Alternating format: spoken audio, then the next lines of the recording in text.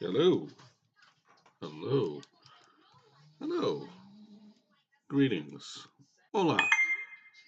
Let's see here. Can we test the audio? Do you hear me all right? Testing one, two.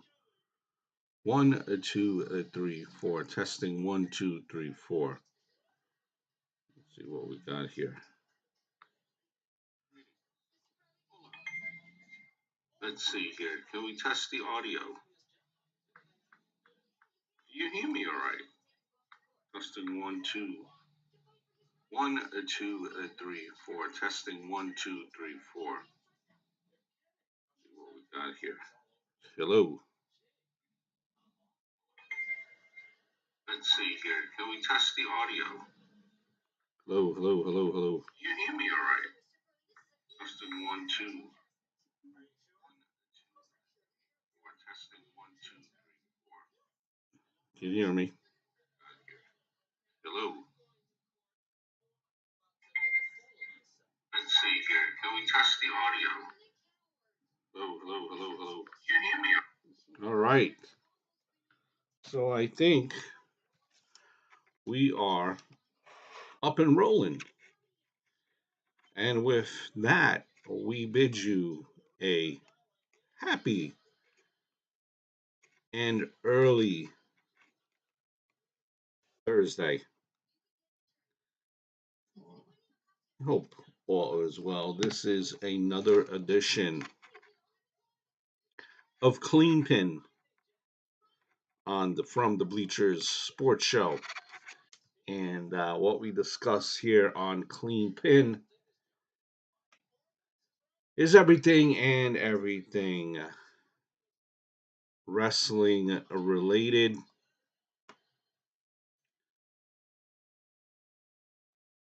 And wow, what a last few couple of weeks it has been as far as wrestling. Thank God for wrestling because this world is absolutely crazy. Crazy world.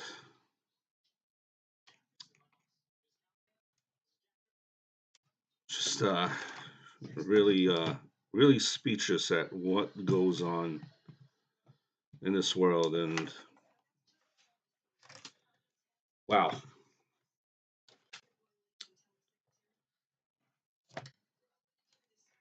where do you begin with the week in wrestling? The last couple of weeks. I think where I want to begin is really just a sad story that's been um, older news at this point already. Um, but that's just the whole Tammy Sytch thing and what Bill DeMott has said. Bill DeMott, if you recall, you remember Bill DeMott a few years ago had a daughter that passed away due to a drunken driver. And he has been vouching for Tammy Sytch to no longer be in the Hall of Fame, to be taken out of the Hall of Fame based on the recent events regarding to her accident. Um, also, Tammy Sytch. Now, this has already been documented, or it's been made public. It's been made known that she was involved in an accident on a. She was behind the wheel of a car that First of all, she had no business being behind, and the car wasn't, registered to her, and she wasn't supposed to be behind a wheel, as she has it suspended. And again, allegedly, because this is all allegedly, and she is due her day in court. Allegedly, way over the limit, intoxicated, caused an accident, and a poor gentleman, an older gentleman, is now no longer alive.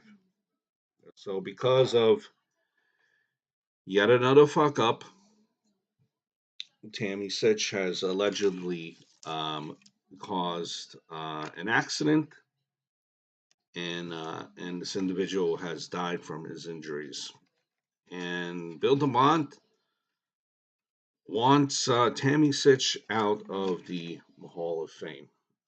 Tammy Sytch, I'm sure, has other worries besides whether she stays in the Hall of Fame.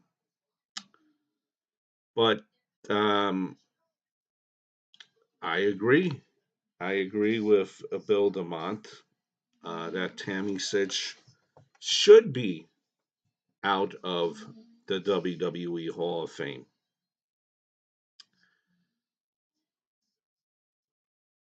If Now, I know this is a Hall of Fame. Let's keep things in perspective. Um,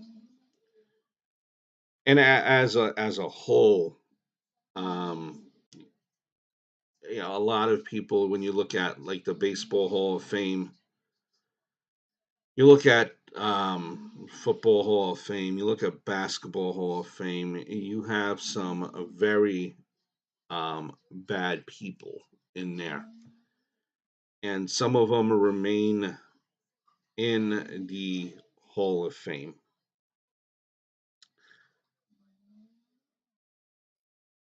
This is a little bit more localized. This is a little bit more, I think, beyond. This is a little bit more in our control. Um, Vince is not as big as MLB, not as big as basketball, not as big as football. Heck, you could maybe tweet at the you could tweet at Vince, and he will probably this will probably bring his attention, or you're probably is already thinking about this. I mean, he has done this to other individuals, like Hulk Hogan, just taking Hulk Hogan out of the whole existence of WWE. Why not do it for Sonny? I mean, honestly, um, it's just a sad case, and who am I to um, pass judgment? That's not what I'm trying to do. Just based on what has happened, if in fact she's convicted, she should be out of the WWE Hall of Fame. I mean, it's just a sad case, and I think that's unfortunately. I think what has happened is due to her notoriety. To get a couple of slaps on the wrist, and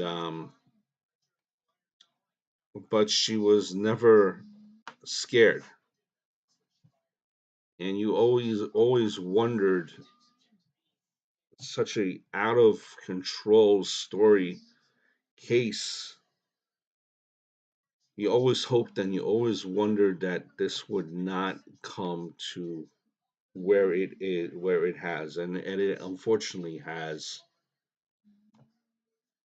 I mean, you have kids now that are able to use Google, they're able to use the internet, whatever you look at, and you just come across You type in Sunny, and and in this last case in particular, just causing the death of someone. You just gotta erase that, and you just gotta move on. It's a very sad situation, and I don't think Bill DeMont um, was wrong here. No business driving, just a absolute um, sad, sad story. Um,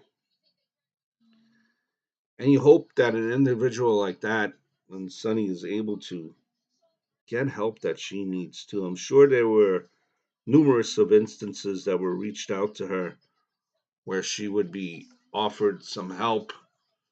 I mean, you hear all these things about the WWE, rehab program that it does wonders. I think I even heard recently Dustin explaining, how it did wonders, and that's the first place that he called. Just really a sad situation, and you have little kids. I have my kid just started recently playing video games, and he just started. Now he's seen WWE, and he's really not like about it. I mean, who could blame him with the current product that you have out there with WWE? But you don't need young kids, Googling and seeing causing death, and you don't need to see that. I mean, this is um, it's just you just can't make any excuses for her actions, and it's just gotta go. I mean, that's the right thing. I mean, it's a family driven company. This is not family friendly. Anything, everything that has happened, with Sonny in this last instance is no way that you could excuse it. No way that you could go around it, and I think her being erased from the Hall of Fame would be the best thing for the WWE, quite honestly.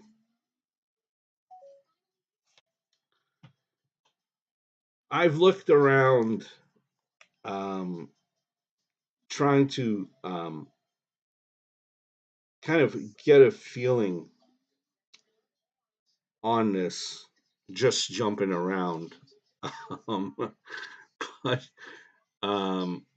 Hookhausen, Jesus Christ, going into AEW, and I do want to get into AEW predictions for this upcoming week. But just before I do that, Hookhausen, man, I don't know. Now I get it. You need to have you need to be well versed in with Hookhausen here. I get it. I understand. You need to be well versed in everything. You need to be well versed in the ring.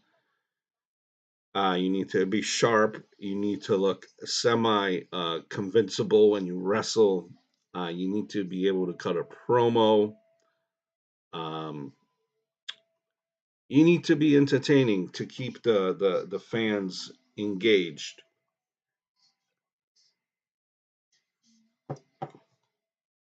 And well, enter newcomer Hook here. Send Hook. He's been made to look like $1 million by CM Punk recently, amongst others. There was, I believe, I seen the video. Why? Not I believe I seen the video where they're in. I think it was UBS, which is right by my neck of the woods, actually, arena, and it was it was in the dark event there, the dark match, and he comes out there, Punk, and Hook eventually makes his way out there, chokes him out, and Punk is just laying out there on the mat until the crowd goes home. As the crowd is emptying the arena, Punk is still laying out there selling, making Hook look like $1,000,000. $1,000,000 is Hook, and he's been very well protected for a guy his size and his physique in Hook. He has been made to look like $1,000,000, and that's great because the fans are interested. They're intrigued.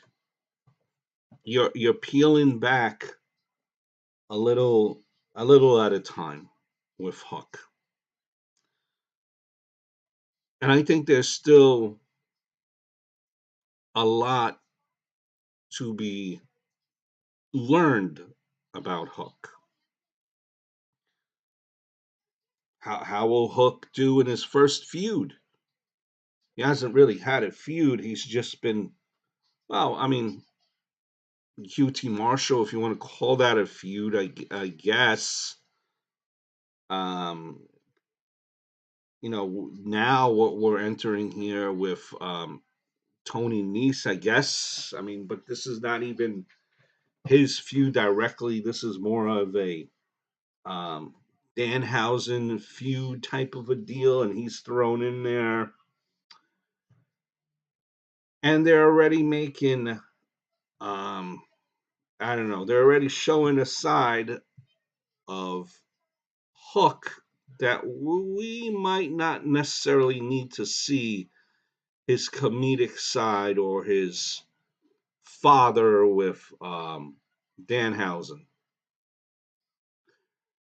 I just don't know if this timing of Hook and Danhausen is completely the right thing to do at this point. Hook is still very early and very young in the game.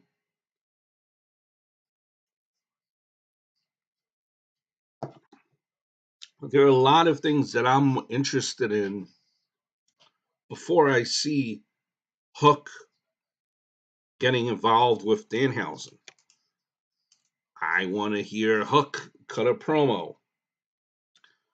I want to see Hook in his first actual feud. I want to see Hook how he reacts to being vulnerable. I want to see how much of a monster Hook is made to look like. I want to know more about Hook and Hook himself um, before um, before Hook goes on his own way. I think, I don't know, and this is just me, and I know that the crowd loves Danhausen. You're right. And they love their Danhausen. They love Danhausen. But I don't know if that's going to do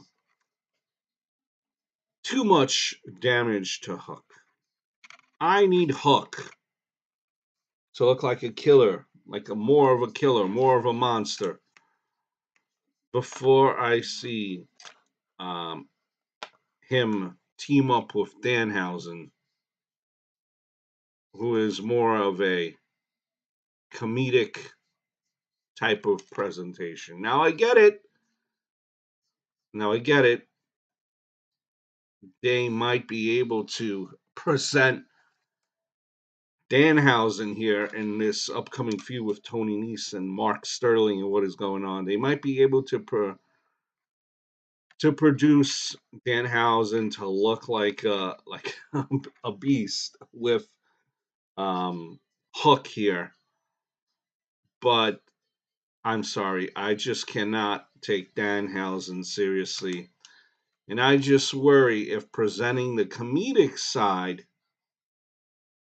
because I think that's the way it goes. It just looks comedic by design with Danhausen with me, and I hope that that does not affect Hook, because there is a lot more that we need to see about Hook, and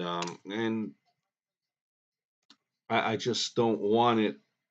I just don't want people to think Hook is a funny guy, if you know what I mean. Before I see the full presentation of Hook, of his main character.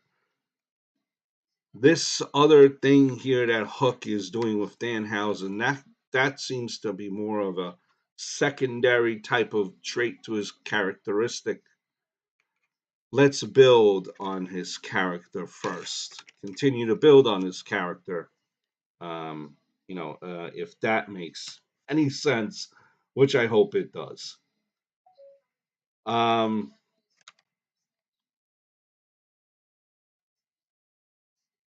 I am sad in a way too. I am sad, and I do not know what to make of this. Very sad, actually. And I have been a fan. I have been a fan of Damien Sandow for the longest time. Um, Man, I just think that the WWE missed on Damien Sandow. Um, they missed on him. Silence,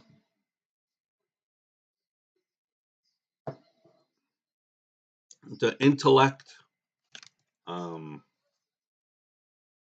he's better than all of us. A character that, excuse me, a character that just really kept me entertained for all those years. Um, as our intellectual savior, and then eventually he became Mizdow. But before he was Mizdow, he was Davy Crockett. He was Vince McMahon. And he was all types of characters that he was playing there. And quite honestly, he was dealt um, chicken shit. And he was able to make chicken shit into chicken salad for the most part. And then he was released. He then went to Impact Wrestling. That incarnation of Aaron Stevens, Damien Sandow, I did not like. I really wasn't too into it. Um, he left, came back with NWA, and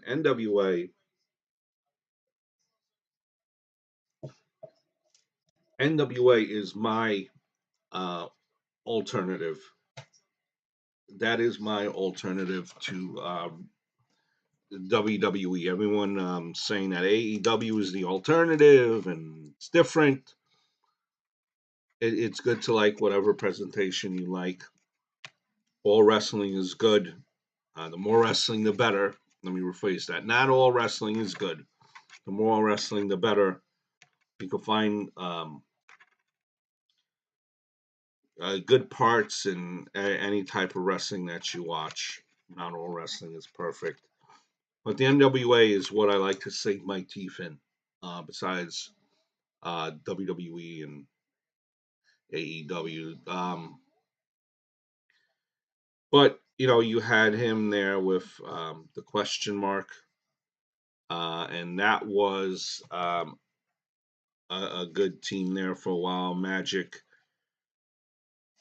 Aaron Stevens, and now this reincarnation of Aaron Stevens again in NWA after the question mark passed away. And we're at the point now where now I don't know what to make of it, where it is apparently as he said, it's open for interpretation, right? I guess it's how you interpret it. It's not exactly clear, it's not exactly said, but the way it's being interpreted is that at Always Ready, the NWA pay-per-view, that it's the swan song of of Aaron Stevens, I'm sorry. And that this is, when he's facing Trevor Murdoch, that this is the end. So the internet is buzzing, um, speculating that it is his last match. And I just hope it's not. I hope it's not. Um, and now he's at the age where I could see I wouldn't be like, oh wow, I can't believe he's retiring. I mean, he's at that age where I could see it's possible. I know he was a author and he I'm sure has other things going on as well. Yeah, I mean, and honestly, NWA, it's like the problem that why I love NWA, to me, it's just a lot of straight to the point. We're not here to insult your intelligence. We're not going to like one week have a draft for a brand draft, and then the following week we already have the wildcat rule. I mean that type of deal. It's short, straight to the point. I mean that's why it's it's an hour. It's quick, crisp. The commentary though, I could do without. It's a little bit hard on the ears sometimes. Sure, eventually it will become cleaner and crisper. But if in fact it is the end for Damian Sandow, which I don't think it is necessarily per se, I just think maybe that this version of Damian Sandow, of Aaron Stevens' character that he's playing, is coming to an end. And I think he might reinvent himself and come back as a different character and still be Aaron Stevens. Um, but if in fact it is the end of Aaron Stevens in the NWA, just as a whole, very, very entertaining character. Um, Terribly misused in WWE. Made um, made chicken shit into chicken salad. Yeah, exactly, Cody, man. Look at Ric Flair, which is another story in itself, man. Ric Flair, man, the crazy, my opinion, the crazy uncle. Holy shits.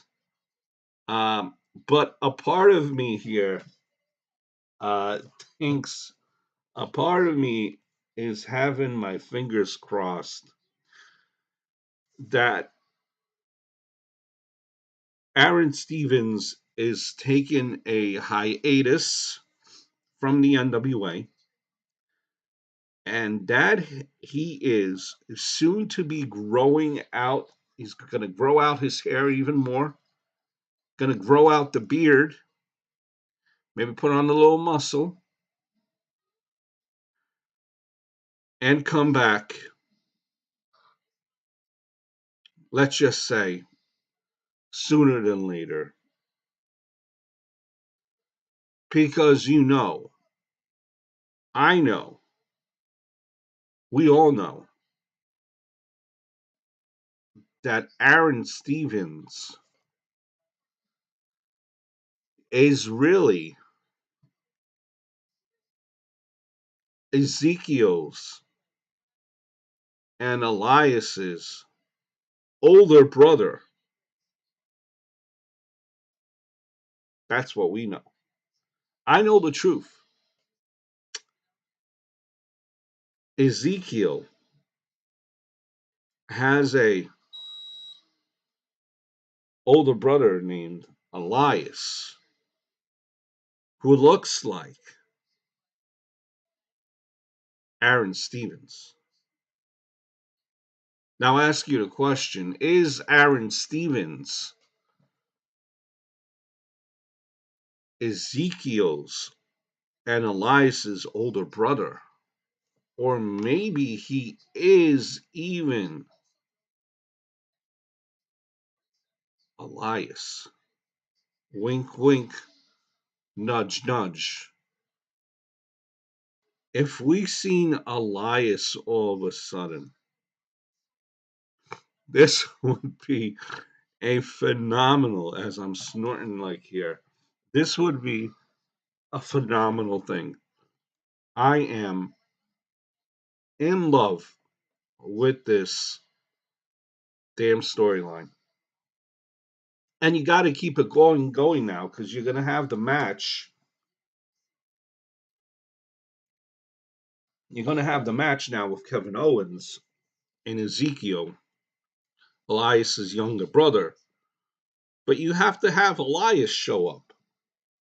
Now, a funny suspicion is, to me, that Elias is Aaron Stevens. Would be phenomenal. I am just getting giddy when Elias appears with his younger brother Ezekiel. Wink, wink, nudge, nudge, Aaron Stevens. And that is something that Kevin Owens and Aaron Stevens and or they would be able to pull off. Just think back to like this Ms. Dow skits. Like this lasted for a storyline that was supposed to be stupid and just it just lasted forever. This storyline could keep going. And I'm sorry, I am thoroughly entertained Elias, with Elias's younger brother Ezekiel and Kevin Owens. And Chad Gable, by the way, honorable mention here, has become a superstar. It has finally come all together for him. And I think I said this before. He's finally been able to put the whole package together, and he looks like a rock star. Got himself a catchphrase. Um, he's good on the mic. Come a long way from you know the Shorty G days, which was a little bit cringe, but he's come his way, and I'm very happy for him. I am also very happy for Cody Rhodes. Cody Rhodes, who continues to get a reaction, um, continues to go out there and get the crowd involved. The added touch there of giving his weight belt to whoever may be a little kid in the stand, reminiscent to a degree of when Bret Hart used to give um, his shades to kids in the audience, in the crowd. Very reminiscent. Um, and he and the WWE are building up Cody to be, um, building up Cody to be that top baby face. The presentation of Cody, he has looked like $1,000,000. One thing that I will point out that I have noticed, that I have seen here the last couple of weeks, is the countdown clock. It goes countdown before we see Cody, and I don't know. You got to be careful. I know you're doing a good job. You're making him look like $1,000,000, but just be careful with the pyro. Uh, be careful with the countdown clock. You don't want him. You don't want to. You don't want the crowd to be like kind of annoyed by him. You don't want to annoy the crowd with throwing uh, Cody in their face too much.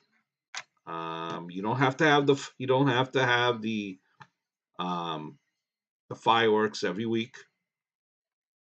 You don't have to have that. You can take down the countdown clock. Um, just don't make him to be an annoyance. That's what you have to be careful of. And but other than that, I think we know where this is going. Um, heck, we see where this is going. We kind of see how this story is being told. If I were to draw my 2 cents, if I were to throw my 2 cents into the equation with the way that Roman Reigns has been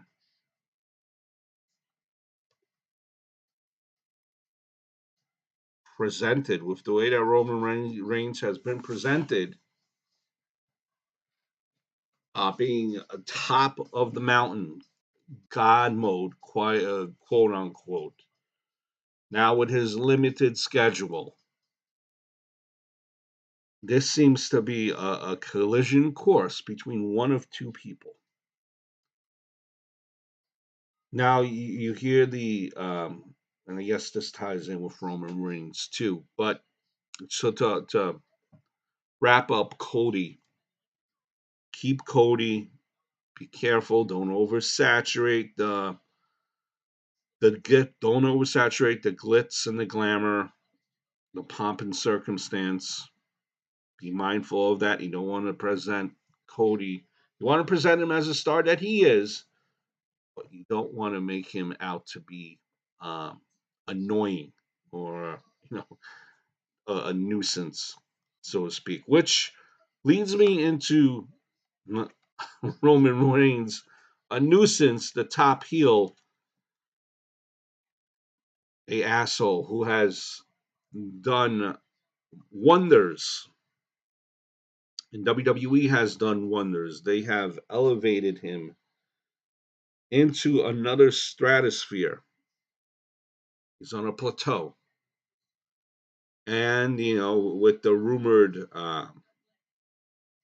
upcoming challengers for Roman Reigns, with his new schedule now, with his limited dates, you're not going to see Roman Reigns on TV anymore as often. You're not going to see him on live events as often, if any. It's it's limited dates. So when you do see Roman Reigns, it's going to be a special thing, which they have built him up to be something special, something untouchable. So who will knock off Roman Reigns on his throne? Because that's where it's going to be. It's building up to whoever does defeat him has to be a very special, in a very special place, a very special competitor, a lot of fan support. All the stars have to be aligned for this person to eventually defeat Roman Reigns.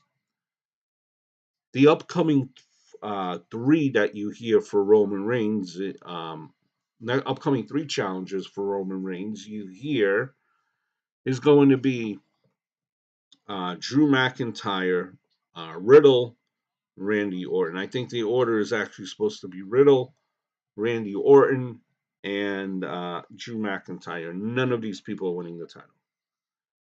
We know that. And the rumored um,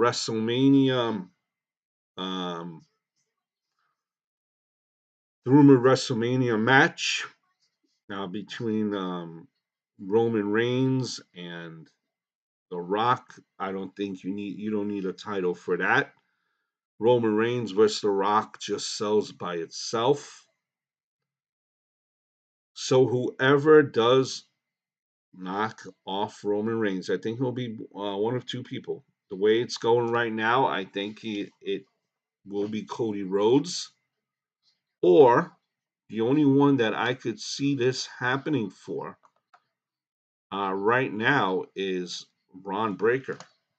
I could see it be either Cody Rhodes or a Breaker. Breaker right now in NXT is just absolutely crushing it. I think he's got that if factor. Um,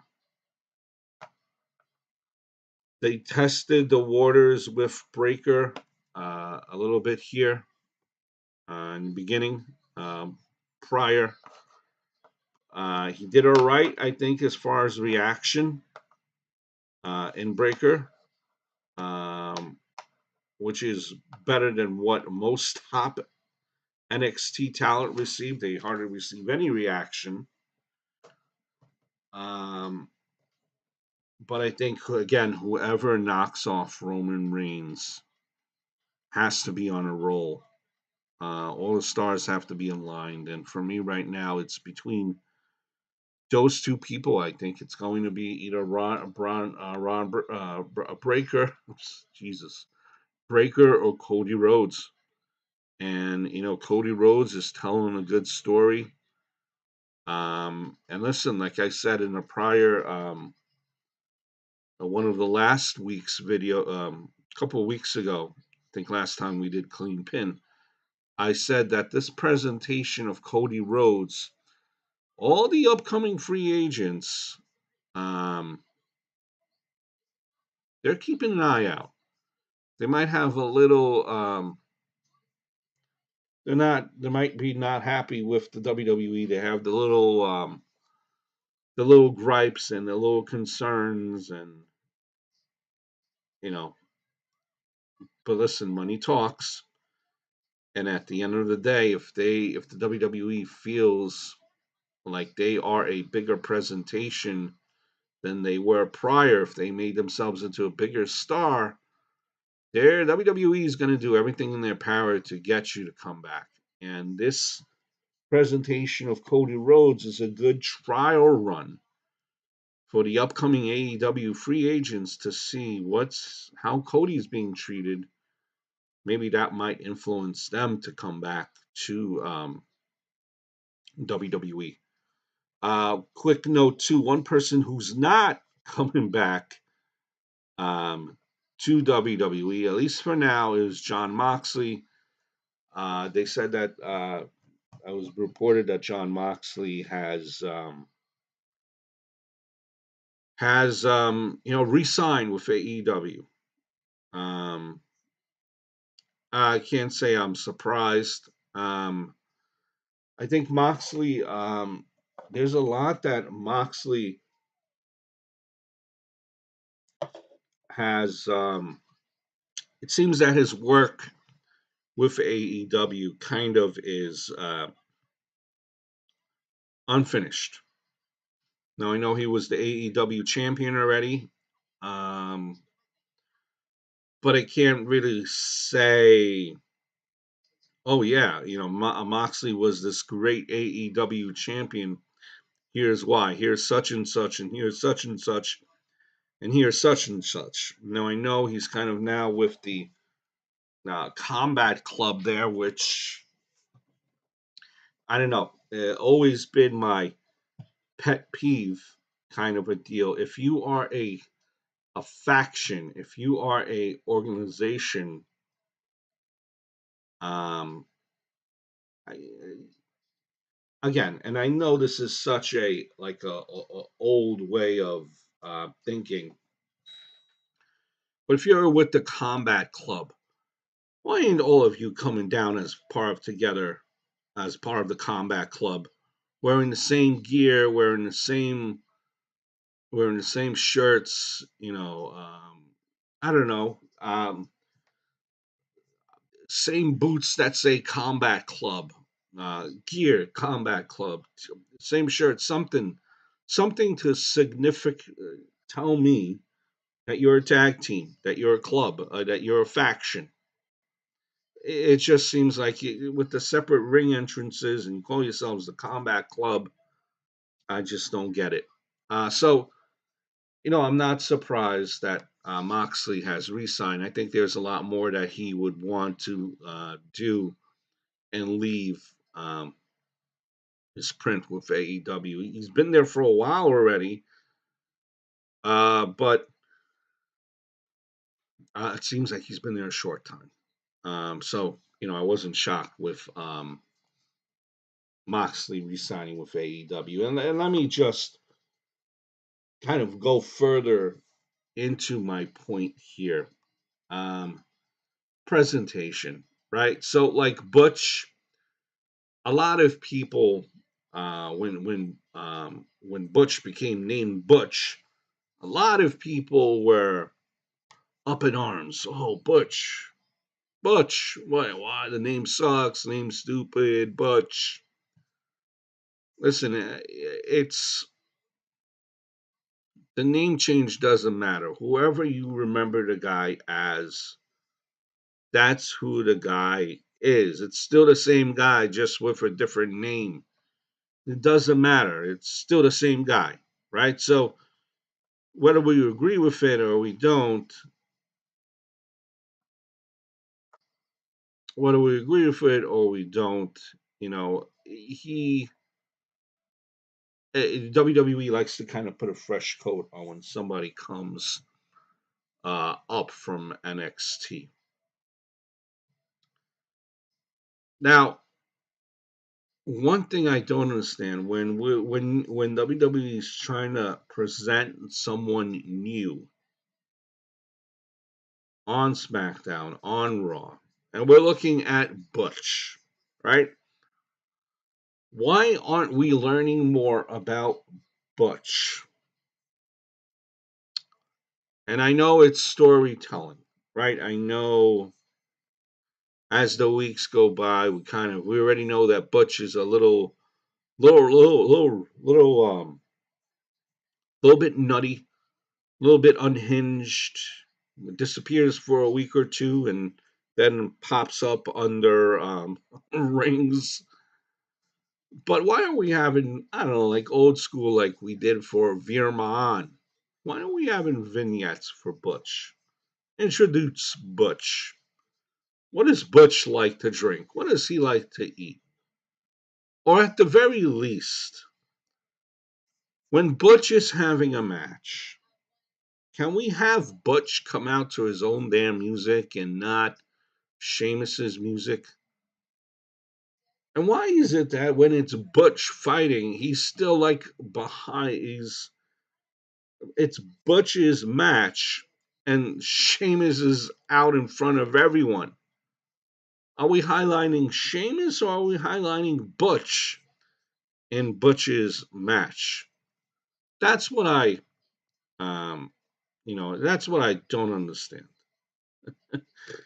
I don't understand. You need to kind of, for a character to work and for characters to stick. I know it's a couple of, it's a two-way street, but at least do your part here and give the guy some entrance music, throw a vignette in there. If it's Butch, he shouldn't be coming out to Sheamus's music. That's just me. That's just me.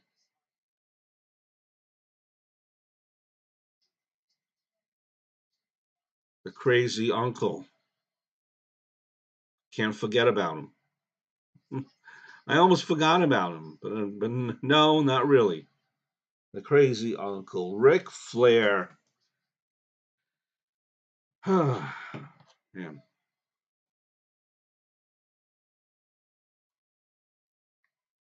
Ric Flair.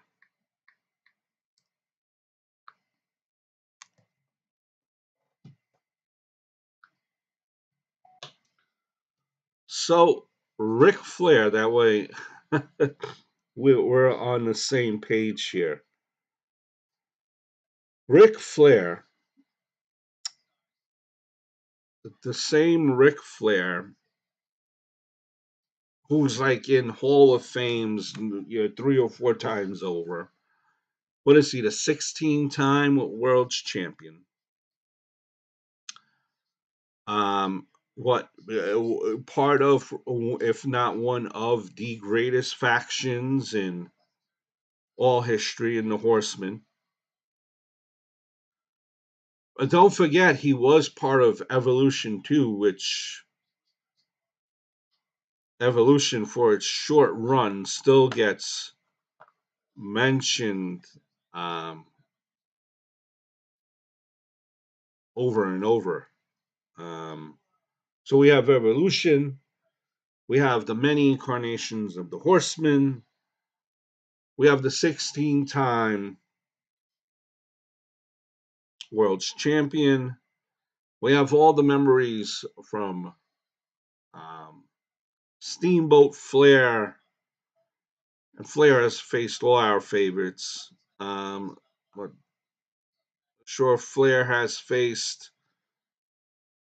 Hogan, he's faced all the immortals. He has a catchphrase which everyone does. Everyone does the woo. Woo! There's only one Ric Flair.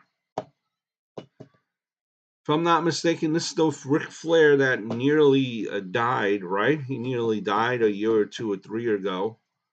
He was in the hospital. He was in rough shape. I'm not sure if Ric Flair has slowed down on the drinking. It does not seem that way, based on various karaoke escapades and Hulk Hogan's little bar there, bar, and he's just having a grand old time karaokeing his lungs off. You know, staying up all night.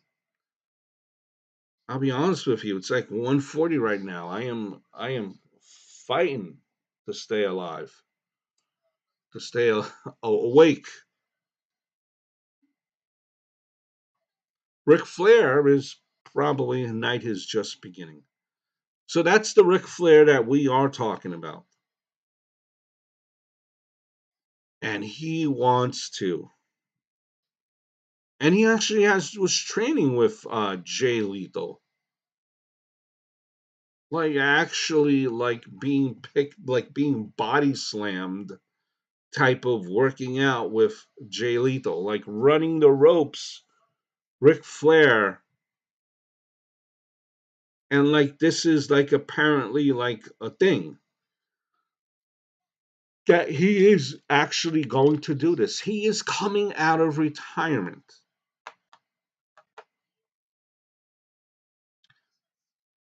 Now, I've gotten confused in translation somewhere along with this story sometime now, because it's just constantly like I want the story to be over with, and I just want him to come to his senses and realize that he's 70 something years old and not in the best of health. But apparently, he says all these multiple doctors have told him it's a-okay for Ric Flair to wrestle in the ring.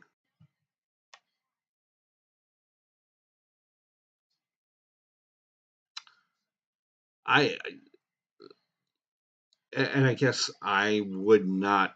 Who am I to understand it? I have an opinion. I think this is a point where it's simply of when you're doing something for many of years, um, and you do the same thing over and over again. Um, it's all that you know. You're used to the fans in the stands cheering your name. Ric Flair doing the woo, center of attention. And when that adrenaline rush disappears, when it's gone, it's like almost being like and like addicted to it. Like yeah, you want more, you crave it.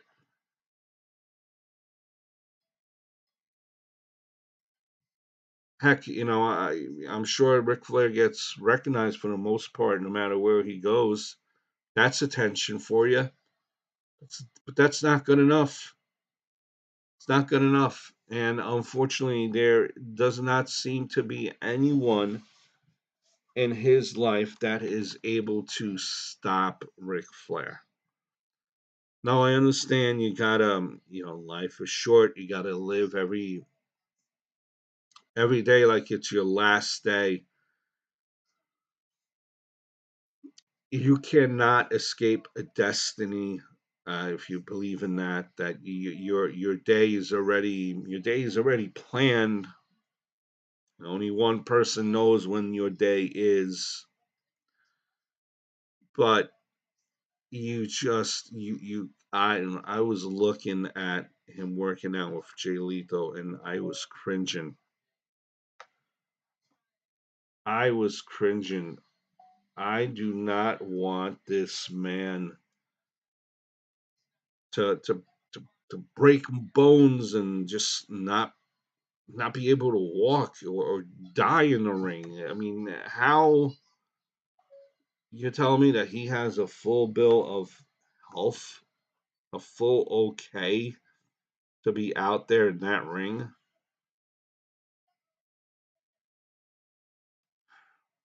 I mean, can't you go back to Rick, go back to being a manager, man? Okay, we will forget you were a great manager. You were a great talking piece. We'll forget about that whole thing, that whole stable that you had with AJ Styles and TNA. We'll forget about that. We'll overlook that. But just how can you? I cringe. It's not the way you want to remember your superstars, your heroes, the people you grew up watching. I just really hope that he does not hurt himself. It seems that he's doing this for that's what it is he loves the attention and he loves being in that ring, but I think he had the opportunity or he was able to retire on his own terms. Just be happy that you were able to do that. A lot of wrestlers aren't even able to do that. He's had, he has had plenty of last matches, so to speak. The way that it would have ended with the Undertaker would have been beautiful way to end it. Beautiful storytelling, and you know, going out on a loss. Not the end of the world for a guy like Ric Flair. I mean, but already at 70 something years of age, you have got to slow it down, especially since you are not in the best of health at all. And I wish the best for Rick. I honestly do.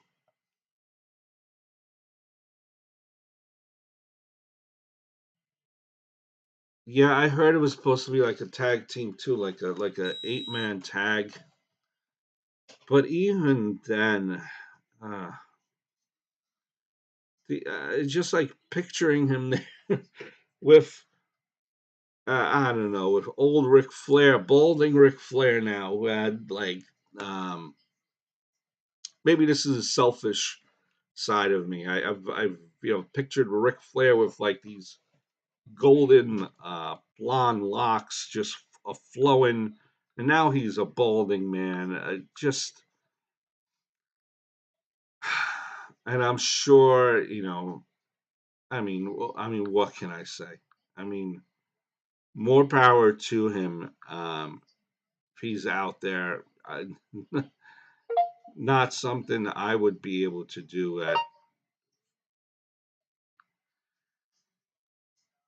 I wish Ric Flair all the best, and I'm just thankful. I'm really thankful that Ricky Steamboat said no to this whole thing as well to be involved in it. Um, but for some reason, I think somehow we're gonna see that this other wrestler involved in it.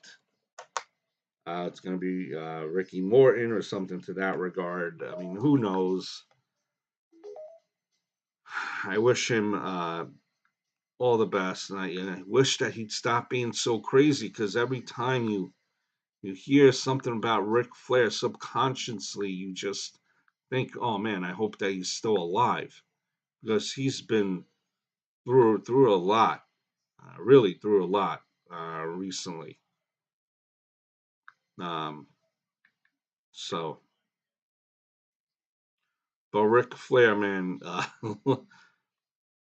sometimes I just look at Ric Flair. I'm like, damn, I just want to live through live his life one day to see if I'm able to hang, which probably I would not be able to hang at all. We're going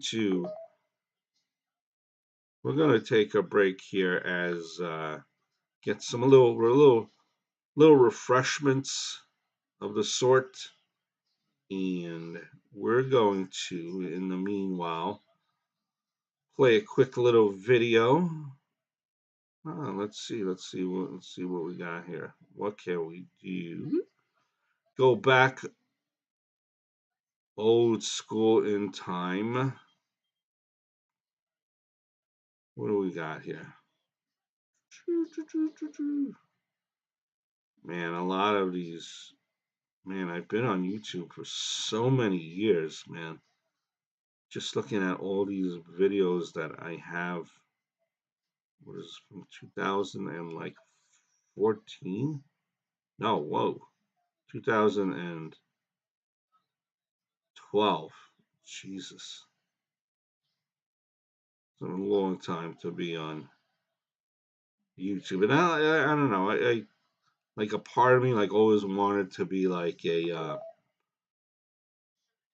on radio and like sports radio. And that would be like the ultimate dream job where it's work, but it's not really work, so that would be a great thing. Uh, but until then, we do not have that. Let's see here. What do we have? Boom, boom, boom, boom, boom, boom.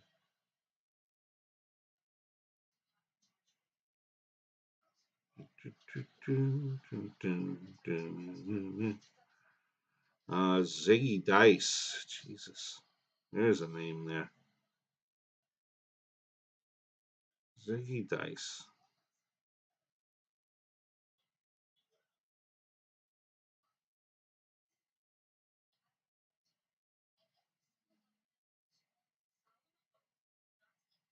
Let's see. By the way, I played WWE 2K22. Just a absolute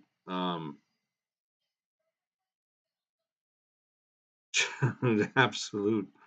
Oh man, it's gonna take quite a bit of time to get back in the swing of being actually any good in video games. That is for sure. Let's see. Here we go. A little bit of CLEANPIN from yesteryears. Let's see. So I like that aspect. They did give him big contracts to keep him, where Howard Finkel as well, which I will kind of like the way I think Steve Austin was fired by Eric Bischoff via fax. Be back like in 5. No, shorter. Be back in like 3 minutes. Obviously not the case. There was a video or a conference call, that Vince McMahon explained the situation,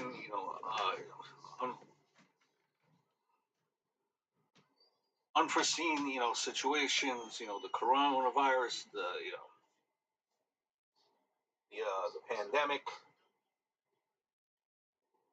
He explained it, why they were making this move.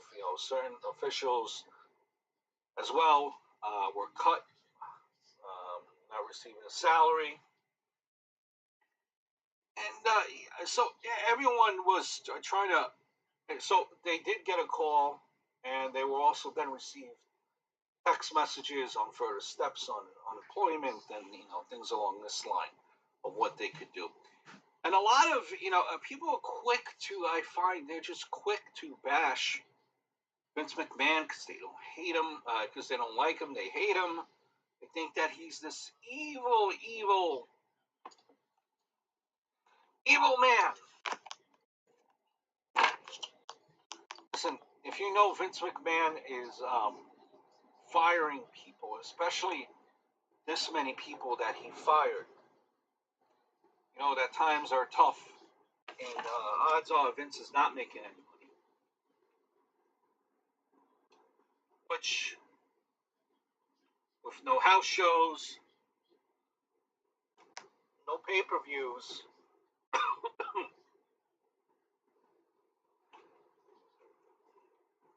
got news for you folks. The live event, the network, and online sales are not enough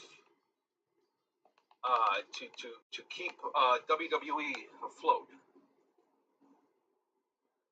Especially, even more so, since WWE is a traded company where, they have to answer to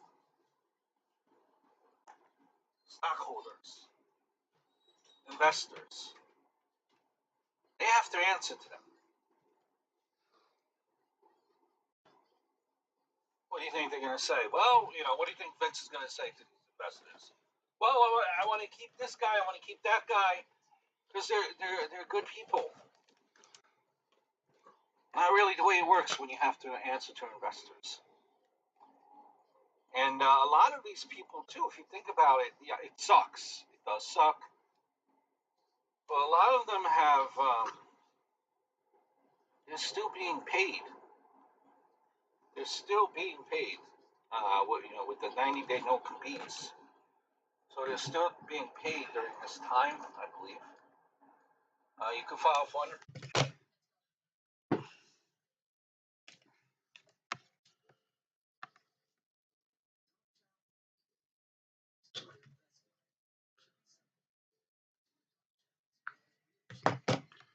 Speaking of which, believe that statement that at the end of the day, not even wrestling related, in the real world, believe me when I tell you that at the end of the day, uh, we're all just a number. Especially with these big corporations, that's all that we are, is just a number. That kind of leads me a number, and you know, kind of. I want to jump into one of the bigger stories in the past couple of weeks here, and that is with the whole story between Alana, you know,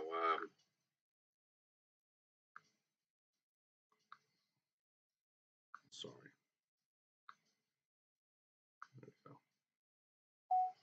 yeah, this whole story, this whole situation, um, this whole situation between Lana and between Sasha and between the WWE. Now, if I'm not mistaken, how I understood the story to be is there was some the description about creative, about how a match was going to go, and they agreed upon a type of finish to the match, and then that was changed somehow, and they were not informed, or they were, or like where it was, where it was changed. Long story short, from what we understand, that it was changed, and they weren't happy with the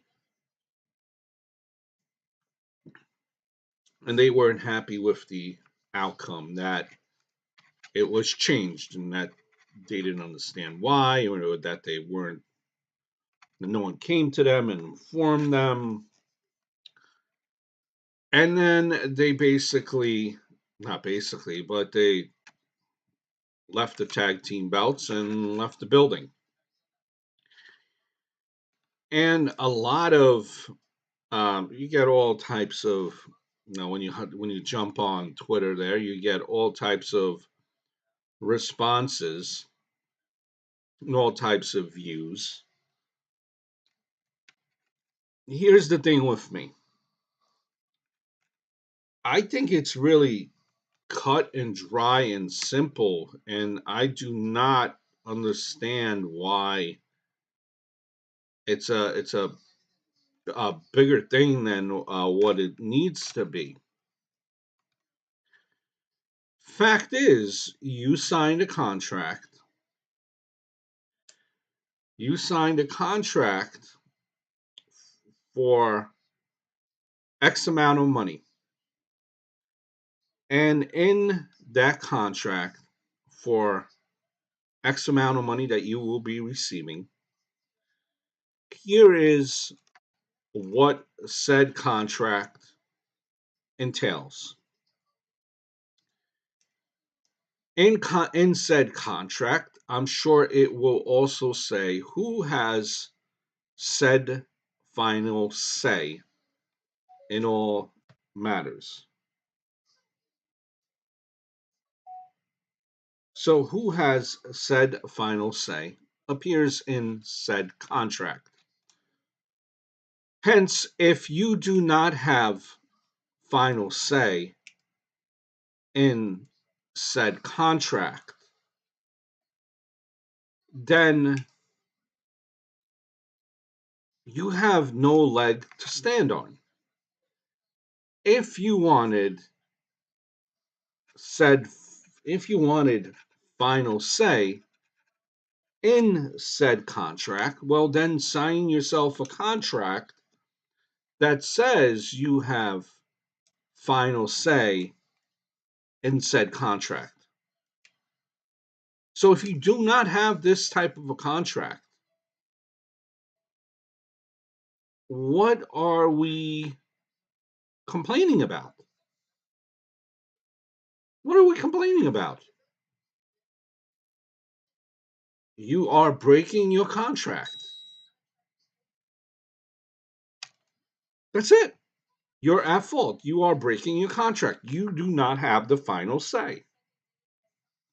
I don't understand why this is it's pretty cut and dry to me.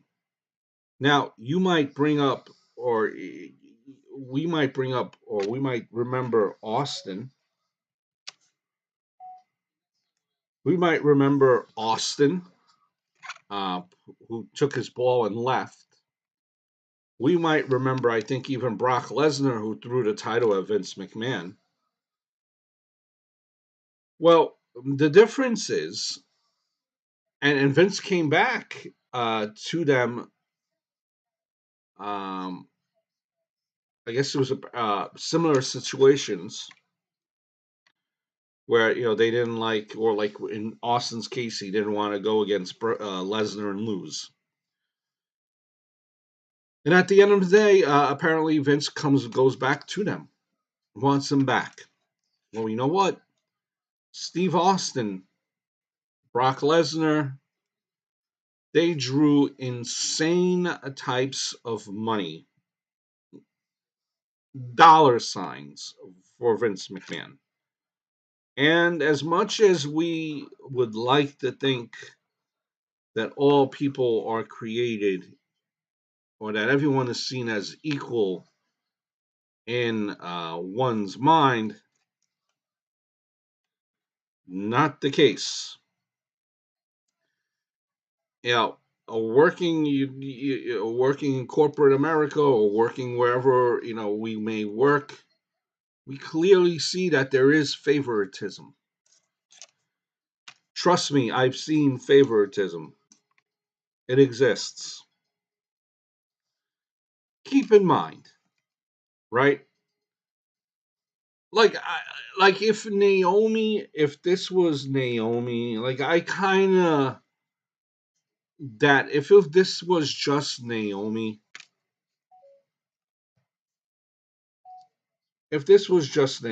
I would kind of be like, okay, I kind of see a point, but you still sign a contract. But Sasha Banks, of all people, to be boo boo faced. Oh, boo boo faced because she didn't like an angle. She didn't like an outcome. Boo boo faced. Sasha Banks, who has won numerous of titles. Numerous. She's on covers. She's out there on red carpets. The amount of endorsements, Hollywood scripts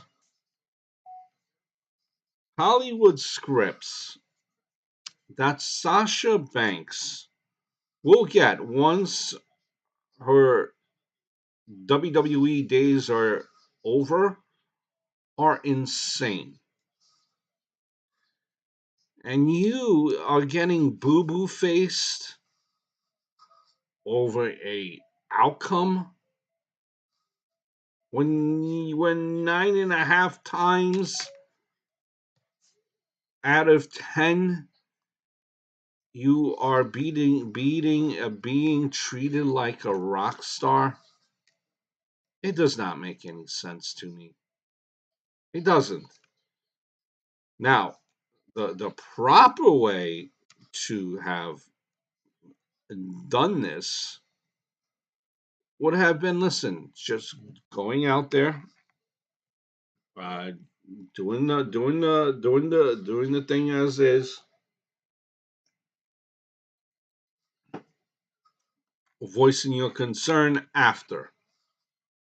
At the end of the day, you have to be, I don't know, maybe this is a different time and a different, you need to realize, okay, and like realize that why you have all this success and why you're being presented on TV and why you're out there every week is because the fans care about you, and the fans are the ones that are buying your t-shirts as well, which contribute to part of your salary as well. Now that might sound as a bit of a far-fetched statement, but it is true. It's true. I mean, you have let the fans down. Let them down. It's not the professional way to go about doing things.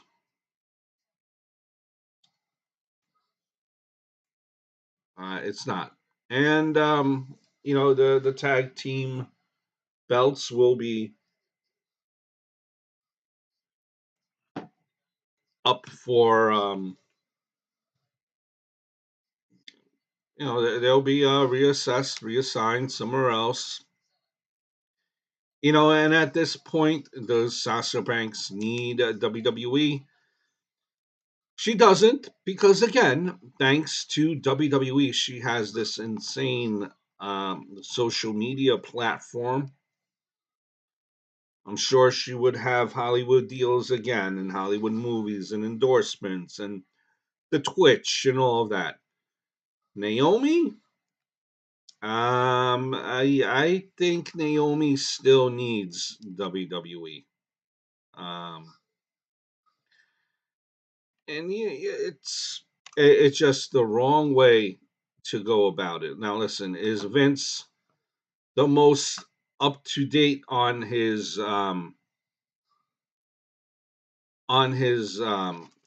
is his marbles all there nowadays? Probably not, and he probably did pitch something completely asinine.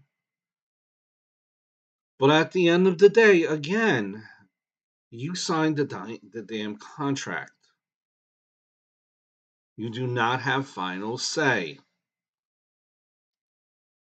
If you wanted final say and feel that you deserve a final say, sign said contract that says you have final say.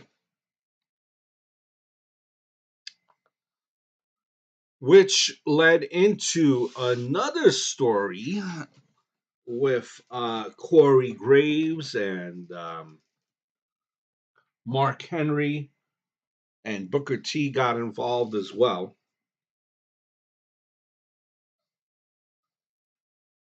And Booker T just cracks me up sometimes.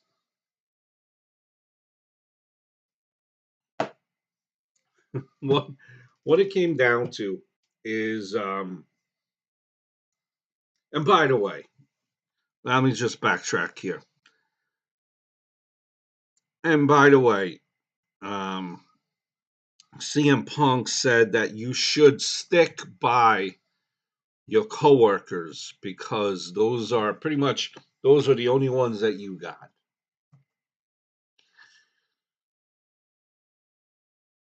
Oh, CM Punk now, this martyr, this saint, right? I'm so tired of CM Punk. He's He's become like a pain in the thorn.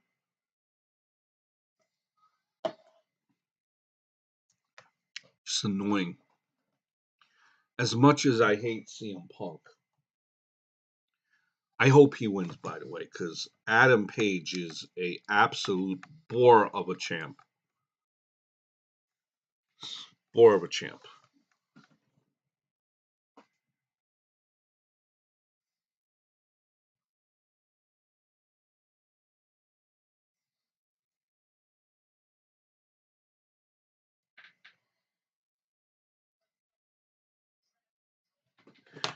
But as I switched the channel there, Crime TV. I am a big crime, true story, crime history, true story type of a fanatic freak. My other channel, I go to famous places and like crime scenes, like true story type of deals. But yeah, I mean, CM Punk saying, "Listen, stick up with for your coworkers." All right, I guess if you take that statement, but what if your coworkers are wrong? Fight, stick in what you believe. Yeah, but your coworkers were clearly wrong. Your coworkers are breaking said contract. Why must you stick up for your coworkers when they broke said contract? That way your ass could get canned? I could see stand up for your coworkers, stick with your coworkers if clearly they're in the right and what they're doing is right and your employer is wrong. Clearly, I understand that. I understand, certain situations I understand. Stick by your coworkers. Uh, there's a greater results in larger numbers. I understand that. But this was a case where they broke the damn rules. Yes, stand up with your coworkers if they got fired because they couldn't go to a funeral of of a close relative. Yes, then stick by um your coworkers. Certain things take precedent. Not when you're breaking said contract, which says that you do not have creative control. I don't understand where CM Punk just comes from sometimes. I get it. He has his own issues with WWE, but sometimes I just think he just says things just to be on the complete opposite end of things just because he hates the WWE, if that makes sense. At least that's my two cents on it. Leads me to this whole Corey Graves thing and Mark Henry scenario. So Corey Graves, as this is happening on Raw, where Sasha Banks and Naomi walk out. Corey Graves, remember, Corey Graves is a broadcaster, announcer, and he has an earpiece in there. He is obviously being uh, fed lines, and he says that Naomi and Sasha Banks were unprofessional. Remember, this is a scripted show. He's being fed lines. He needs to portray a certain message based on what the producer of the show wants to convey. And that's what was conveyed through Corey Graves. You should know Corey Graves is not his real name, ladies and gentlemen. by Corey Graves. And all of a sudden, Mark Henry is shocked by this. Why would you mention this? Not professional.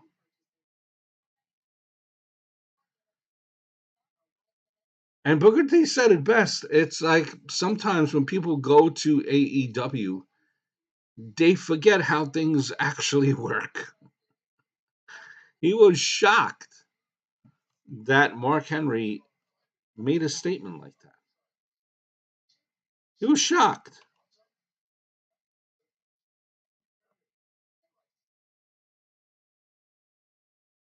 You're on a show that is produced. Remember that what you're conveying is being, you have to tell the story that is being conveyed through you through a headpiece. So as the information is coming, you have to regurgitate it and make it presentable to tell a story. The story is not Corey Graves' story. The story is the producer. I'm sure it was Vince McMahon in this case. And he even said it, I believe on Twitter or somewhere, that he doesn't even have an opinion on this because he doesn't know all the details. He was just said what was being said to say. He was doing his job, which was in his contract. That he has to do job and he has to listen to what is being said. He was doing his job. With the name Corey Graves, which is not his actual name. That's all that was doing was his job. And I'm sure, he has his own opinion.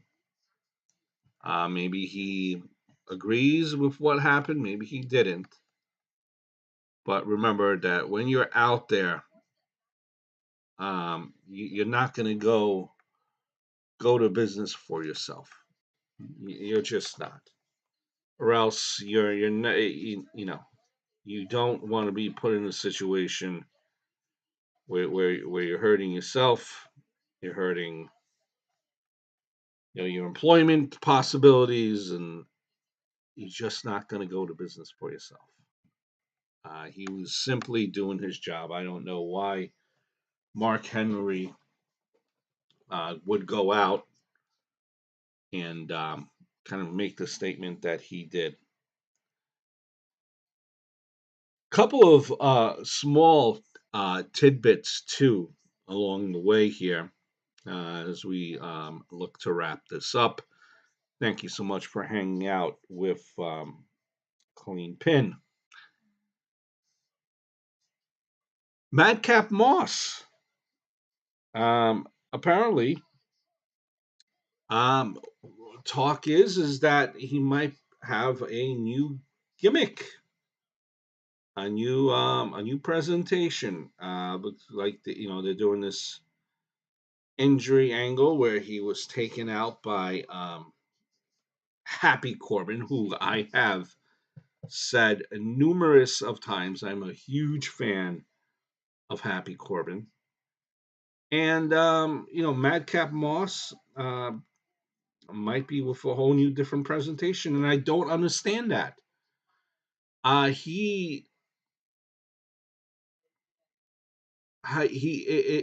It's such a process to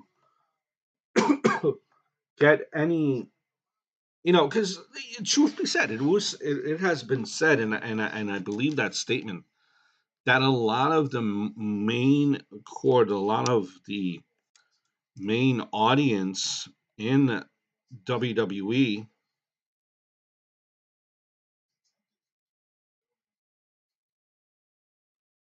a lot of the main audience in WWE does not know that NXT exists. Yeah, it's the truth. Um, some might even say, with especially with now NXT 2.0, which I do like. But so coming over from NXT, building fresh, starting anew. Here you are with Madcap Moss. You're telling dad jokes. Some might find it funny, some might find it annoying, some might hate it. But you're doing this thing for a couple of weeks.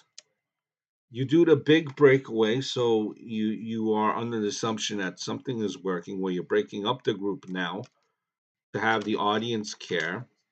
And now you're gonna all that work that you just did to get some type of reaction, you're starting anew again. You can't even breathe, you can't even relax. You're starting anew again.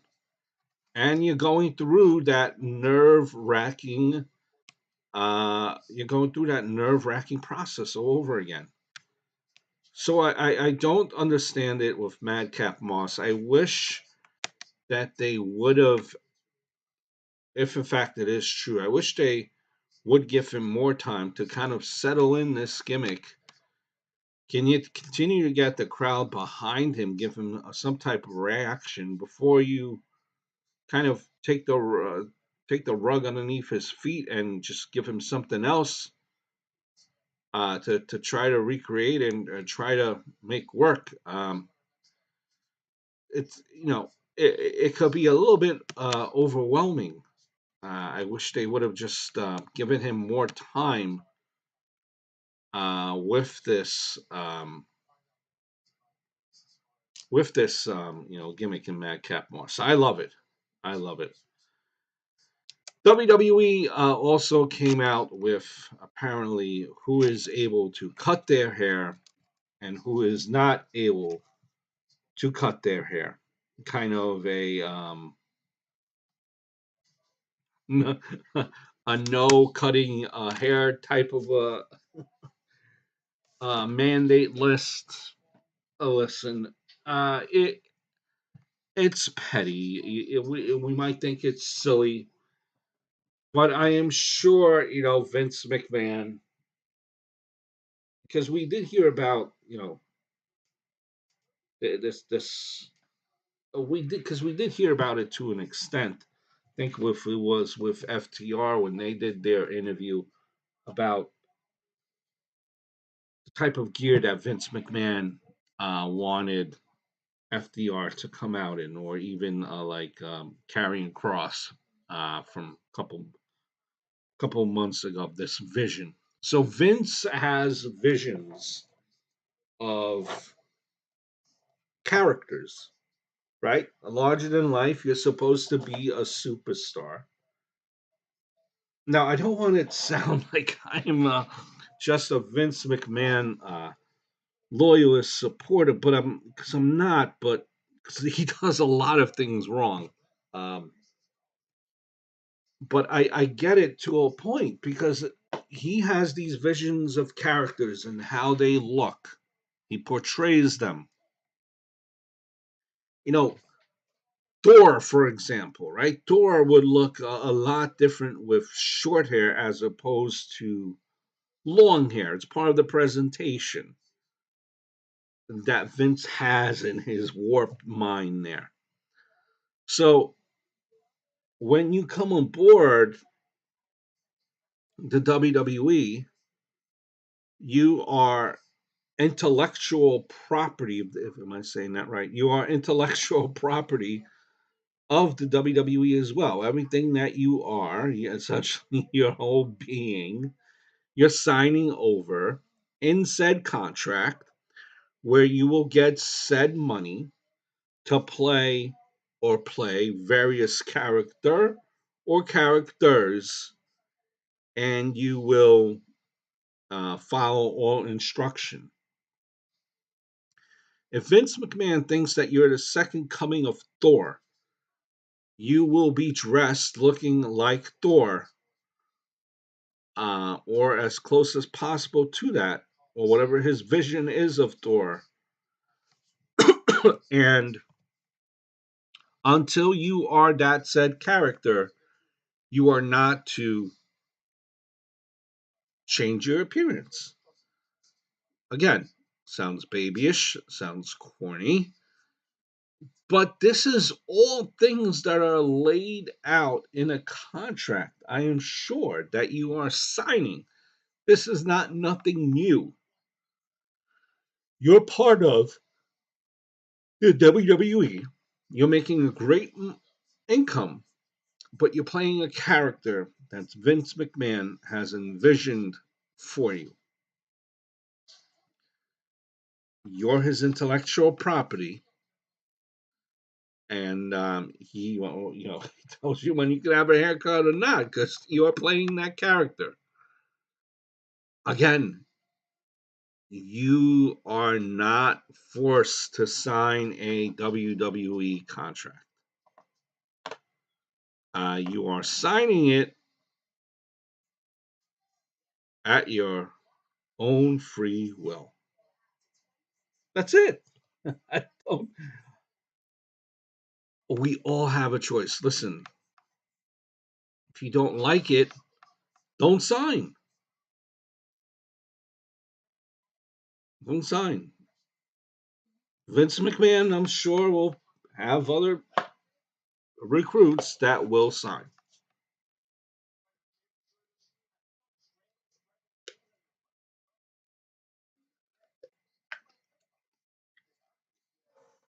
I mean, if you do not like what Vince is offering, you could go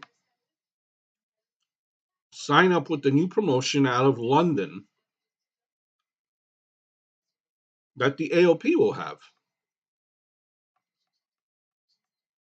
Yeah, they have a new promotion there. The coach is coming out of retirement. He's going to be there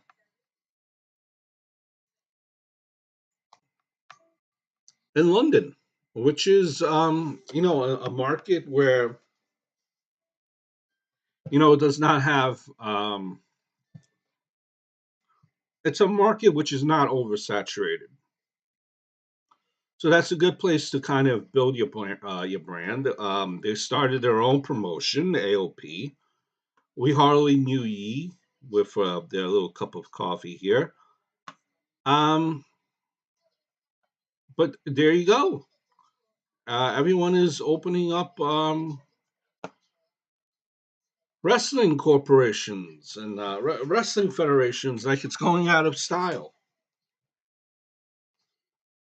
So that's good because there are a lot of workers that WWE has released like it's going out of style.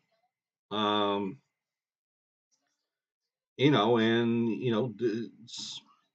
there are a lot of wrestlers and a lot of places to work now and make your name.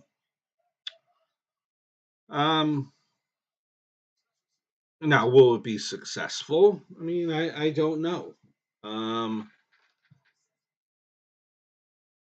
it depends on what you call successful, what you define as successful. See, for me,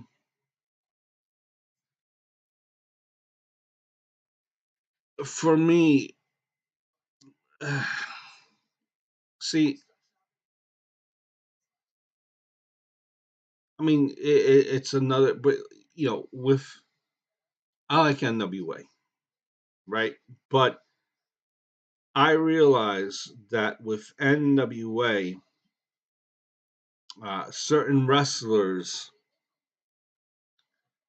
appear different promotions.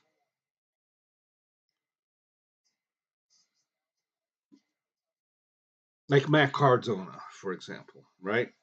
Um, but that federation, for the most part, like a lot of the people that are there, just mostly stick with NWA to a degree.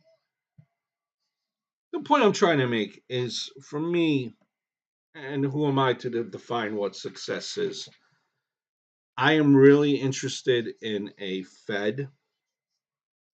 federation where it's exclusiveness, right? Where you exclusively see said fighter in said promotion. You can't see him anywhere else. You know, but when you have these various wrestlers fighting for this new Fed, and they're fighting all over the country in different federations, it kind of loses its luster. It kind of loses the appeal. Like, what is the main reason you would want to watch AOP's new Fed? Is it because you want to watch Braun Strowman fight? I mean, you could watch him at Control Your Own Narrative or any other indie Fed. I mean, what is the draw to watch that Fed when it's probably matches um, that these guys did with each other on the indie tour, on the indie circuit. So I mean, it's something else to watch. But what's the draw? What's the exclusive? What's gonna latch you on to be a fan of said promotion? And I think you really ultimately need a TV deal, and a good TV deal, a recognizable TV deal. At the end of the day, for AOP's new federation to be successful, it's gonna all come down to what makes it stands out. What's the exclusivity? Why should I exclusively watch your program? What am I gonna see that I'm not gonna see anywhere else? That's what is the sticking power. Um, for me anyway, and what makes something watching, and what makes me watch something.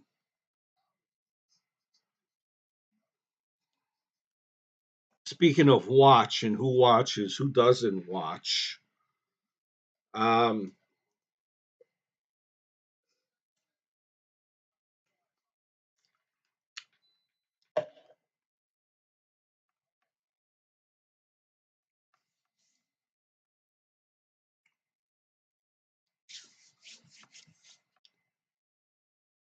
old Eric Bischoff and Mr. CM Punk got into a little spitter spatter last week, and well, I think um, maybe Mr.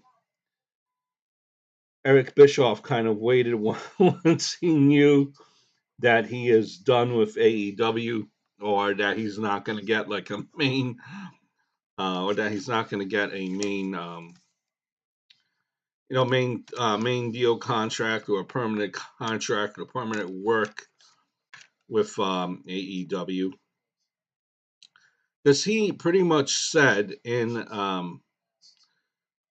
not directly, or was insinuating the fact that CM Punk's wrestling contract, it's almost like a giant waste of money. It's like a black hole that really hasn't been its worth. And Mr. CM Punk, well, he had a few words to say, and he pretty much um, called what I think Mr. Bischoff a has been, a phony. A phony, just looking for attention again. Yada yada yada yada. Here's the thing: uh, Eric Bischoff is not. Eric Bischoff is not completely um, wrong. He's not. AEW, I think what they had thought, and I'm sure a lot of us thought this as well, that with CM Punk coming back, you would have gained a lot more viewers. You would have been different in the ratings than you are now. Eric Bischoff thought that, hey, once AEW lets out the name CM Punk, all those millions of fans from the Attitude Era, all those millions of fans that went into strictly watching WWE um, to watching combat sports, UFC, to just whatever the case may be. You get what I'm trying to say. Um, what Where has this audience gone? UFC. UFC, that's where it's went. It's went or just stop watching all wrestling altogether. We thought that and because they advertised on all platforms, once they advertised CM Punk coming back, you thought that you're going to have a jump in ratings. Now you did. You gained an audience because CM Punk came. Diehard CM Punk fans heard he was coming back, watched him on AEW, then got hooked on AEW. And some very few have continued that process. But others heard about CM Punk, tuned into AEW, heard that he was coming back, tuned into AEW, and AEW CM Punk were not able to keep him. They gained a few, um, but they weren't able to gain of anything that would be substantial.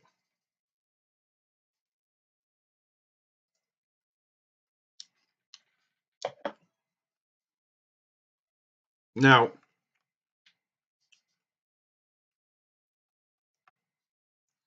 you might say, yeah, you gained with those fans coming back because now they're buying CM Punk merchandise, they're buying AEW merchandise. But on the whole, what AEW has projected that they would receive from the CM Punk signing has not played out into fruition. Where are all these wrestling fans? The Messiah, the Savior, CM Punk is back. They came and then they left. Why? Why?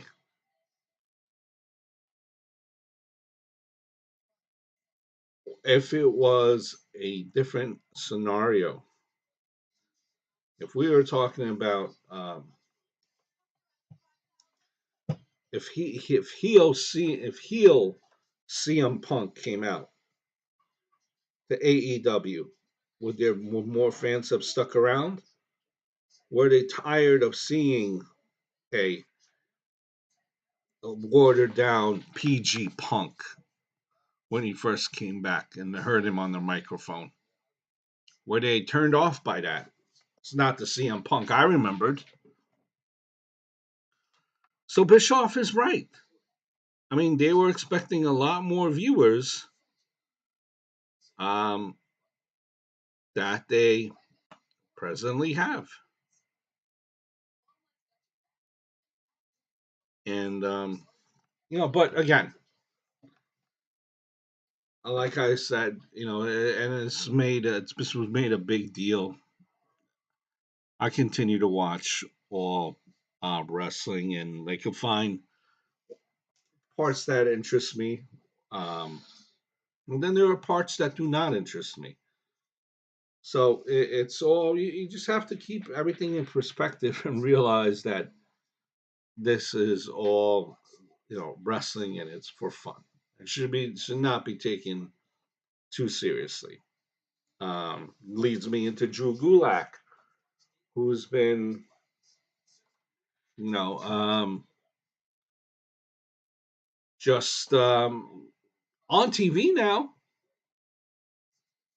on TV, uh, being made a little bit silly by Charlotte Flair, Ronda Rousey in recent weeks.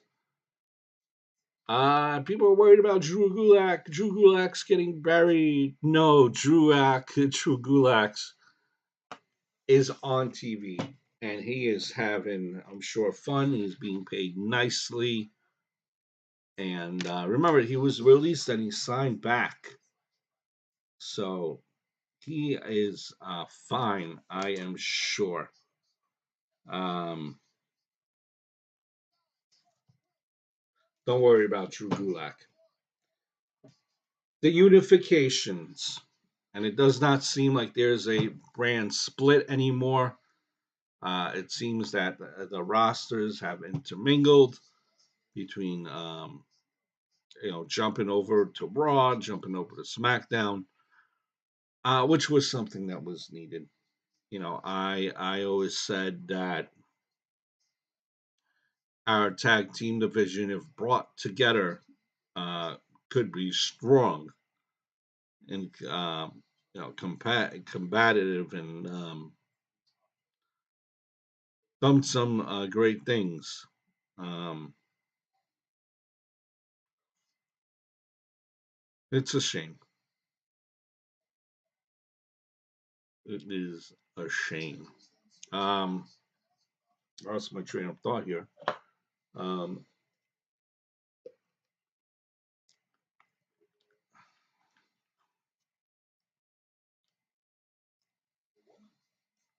the hell was a shame? What am I talking about? Um, yeah, listen, don't worry about Drew Gulak. He's having a blast. Okay, that's right. And the brand splits. It was needed. Okay.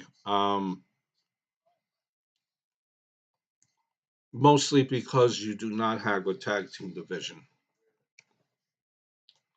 There are very few tag teams on Raw and SmackDown. Why not, do interchange, which is something that they will do. And you have the Usos winning the Unification Championship. Hey, it's the Usos, man. Making the Usos, the bloodline, look completely strong, which is what they want to do.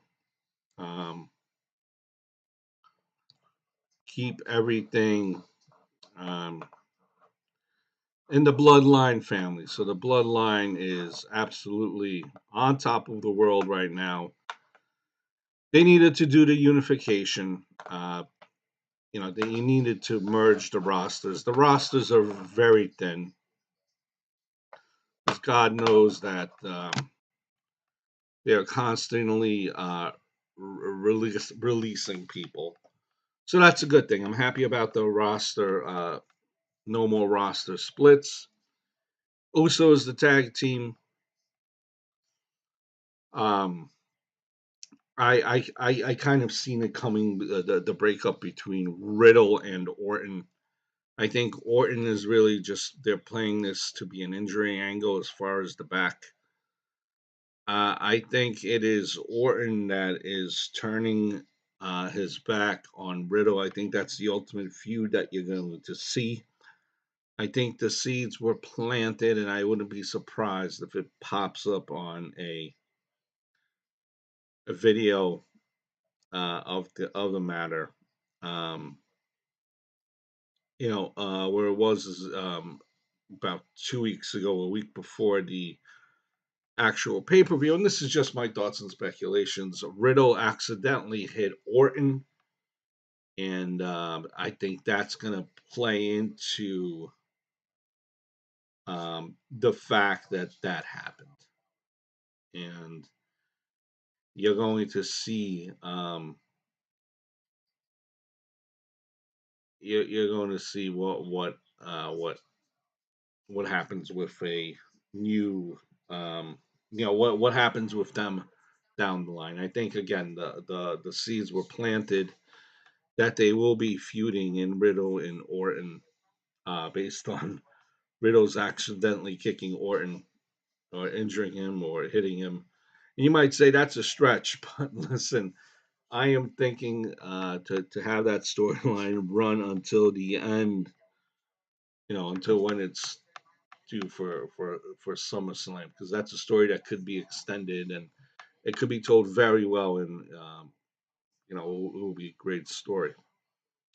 Um, that is it. I am gonna head out, and I know I'm blabbering the last 10 minutes, and I apologize. I blabbered. I think it was a giant runoff sentence. Did want to get to Judgment Day. Didn't have a chance to do that. Um, I'll make a quick video about Judgment Day in the next day or two.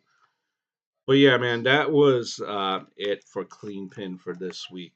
Um, should be back in another 2 weeks if it does not lead into three. Jeez, man, it's so hard to keep to a schedule, man. When you're an adult, I'm sure you know, man. It is hard to keep it moving. But I appreciate you guys for taking a listen. Yeah, Cody, man. Orton is definitely turning. I think they planted the seeds a couple of weeks ago. But I think they're still going to milk it for a little bit. Um, I think what ultimately leads them just for the fusion is when both of them are trying to take down Roman and they can't, and that will just kind of lead from there. But you know, Orton can't be Mr. Nice Guy forever, as they say. He's a heel by he's a natural heel. By the way, man, if you watch if you watched AEW, um, when they were in UBS, which was not this week but the week prior, man, MJF doing wonders is able to turn the crowd heel along with him for one night, using that hometown advantage to a T. But yeah, man, it will be the time to bounce, to run along. I appreciate you hanging out with me, and be well, Cody, man. I will do my predictions as well in a separate video. This ran a little bit long. Thanks for being here the whole time, man. I appreciate